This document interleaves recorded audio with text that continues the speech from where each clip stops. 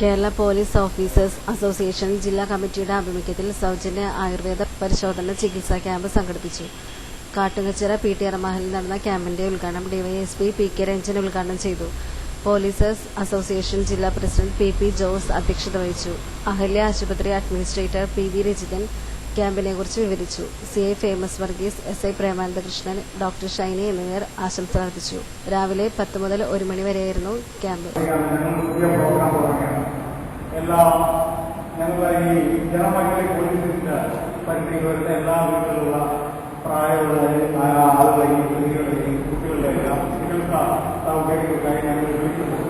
ഞങ്ങൾ നിങ്ങളെ സമീപിക്കുകയും നിങ്ങൾ ഞങ്ങളോട് അത്തരം വീടുകളിൽ കുറേ ആളുകൾ കുറച്ച് പ്രായമായിരിക്കുന്ന മറ്റുള്ള ആളുകളെ നോക്കാൻ കുട്ടികൾ താമസിച്ചും മറ്റും താമസിച്ച് ഒറ്റപ്പെട്ട രീതിയിൽ താമസിക്കുന്ന ആളുകളുടെ വീടുകൾ ഞങ്ങൾ സന്ദർശിക്കുമ്പോൾ ഞങ്ങളോട് ഒന്നിച്ചു വരാൻ പല ആളും തയ്യാറായില്ല. അതുപോലെ നമ്മളെ അഹല്യ അധികാരികൾ തയ്യാറാകണം.